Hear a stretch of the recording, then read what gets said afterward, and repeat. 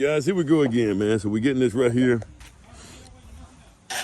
This is Clay and Matt. So it look like, guys, you guys won't believe what I went through just to, man, I almost just cursed just then, man. Just to get power temporary power ran to this house right here. I mean, first they said that this right here wasn't on. I mean, the power company they just did it. They came out yesterday to put it in.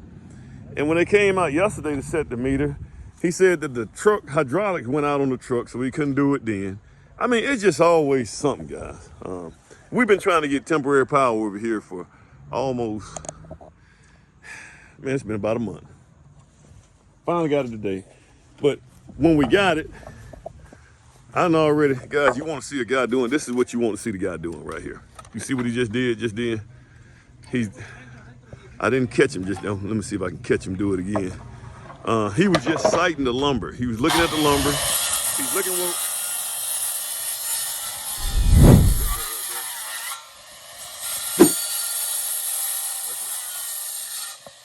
he was sighting the lumber, and he was seeing which way it was crowning, and that was gonna tell him, see, he's finna sight it. That's he's looking at which way the crown is, so they make sure they have all the crowns facing up. He's marking where the crown is gonna go, and he's telling you that the crown is facing in a certain direction, so that all of them, when they put them in over there as flooring joists, all of them are gonna be pointed in the same direction. And that is what you want, okay? But anyway, back to the power. Guys, so I went and bought this thing, which I'm trying to contemplate whether or not I take this sucker back or I just keep it. For situations like this right here, guys. But I'm finna load it up in my car. But I'm trying to, that thing is about $600, man. So, I don't know if I'm probably going to ever need it again, man. I may just go ahead and keep it. Just suck it up, man. But this is what we got here, guys. Look at that big beam. So this big beam right here, the homeowner want to go ahead and move forward with it. So to keep us from having posts down here, we were going to have 2 posts down here. So to keep us from having a post down here in the basement, we, instead of running our flooring joists this way, we're running them this way. And we're gonna span this beam. That beam is, you got 3 of these beams. They're 24 inches wide. I think that's the biggest they make. And they can span up to 22 feet, 24 feet, I think is the, no, I think it's 22 feet. 22 or 24 feet. And guys, these guys, we just started this house this morning, man. We'll be finished framing this sucker in a couple of days. But this is what we got here. So that big boy right there, it's spanning this right here distance all the way across here. We do have grade beams here on the ground, right here and right here, that we was gonna run a beam here to here, and then we was gonna run our flooring joist this way, but we changed it in a different direction because we can do this right here. Framer did have 1 or 2 questions to ask me on the front end to make sure we were on the same page. We gotta have that window here for egress. This is gonna be the bedroom here. But you got these right here, floor and joist going in here, man. We had this right here knock out the way today. Well, hopefully today. So they're getting that. There's no need. So you're gonna, once again, guys, we're gonna come here, and there's a calculation that tell me how thick the lumber should be. It's taking this load down to the ground. Now we do have a grade beam, and guys, grade beam is where the concrete is thicker. Right here and right here, load bearing walls, you take the weight all the way down, so it's thicker there. And so we got that there. That's what the grade beam is gonna do. We're gonna take that load all the way down. And there's some engineering to tell us how thick this right here lumber should be. Now something else I'm kind of noticing too. Look like these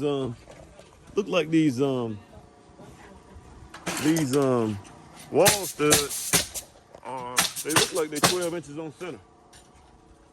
Hey, you doing 12 inches on center or 16? Huh? You doing 12 on center?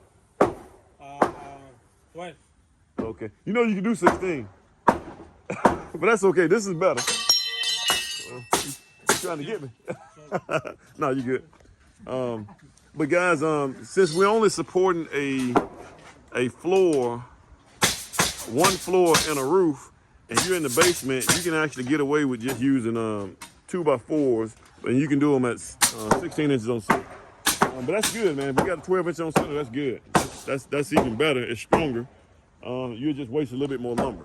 So I think we're good. I got to go get some more nails, some hanger nails. So we got to get our hanger nails up. And I'm probably going to just go ahead and stop by and go pick up some hanger nails right now and bring them back over here. Inch and a half hanger nails? Inch and a half? Inch and a half, inch and 1/4 is fine. Inch and a half? Yes, sir. Okay. Just one box? You sure just one box? Yeah. Okay. What about for the upstairs? What about the ceiling joist? You gonna have enough for the ceiling joist too? But they gonna be hangers as well. Yeah, it's hangers. So you need 2 boxes? Yes. 2 boxes? Yeah. Or 1? 2 bucks. All right, I'm gonna go get some hanger nails, guys. All right, there we go. All right, guys, so let's kind of look at it here. So you guys kind of see how this flooring system is gonna go. So we, this beam, see, we're gonna put posts in the middle of here. We're gonna put some posts in the middle, and we're gonna span going jumping from here to here, and then from here to here.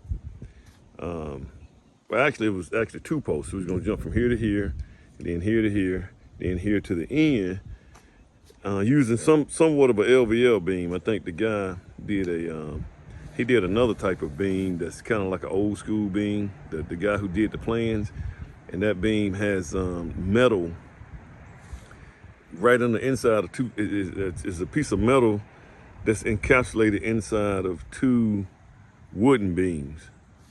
But we're not gonna do that. So we're doing the LVL beam. So we turned now here we kept it the same. So we spanned going this way, which is okay. 2x10s will span that far. So that's about 12 feet.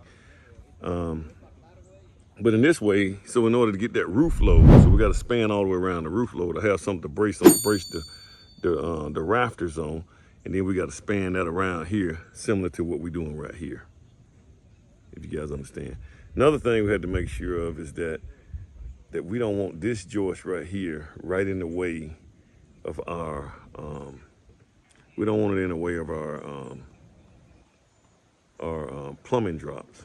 So I think we kind of spaced it over a little bit. Yeah, you notice the distance from here to here is less than from here to here. To keep our joists, to keep our drops right here in the center. And so the plumbers, when they start doing their drops or doing it for the toilets in the tub, they don't have to hit a joist. So we did that over there, and I think we did it over here as well. There's a couple of beams over here that's doubled. So we're gonna use our hangers, put all these up, and then, and shucks, man, we'll get this first floor knocked out. We get the walls on the next floor. Guys, it's, you know, these guys will probably have this, they'll probably have the first floor walls up today. So that's kind of where we at, guys. And right now, it's looking pretty good. Things right here is kind of coming into play. Looks like everything's gonna work out real good. That's a big beam right there, man. I tell you, that's a big beam. Anytime you got 3-ply, guys, remember you gotta screw them together. You can't just face nail those. If you got 2-ply, you can face nail them. This right here, 3-ply, typically you're gonna have to screw them together. So I gotta go get those screws, and it even gives you a pattern to how those screws need to go in there as well. So these are things that you guys got to get in these books and get in these plans and make sure you understand. This is what it looks like. All right, guys, you guys. I think I'm gonna keep it. All right, guys.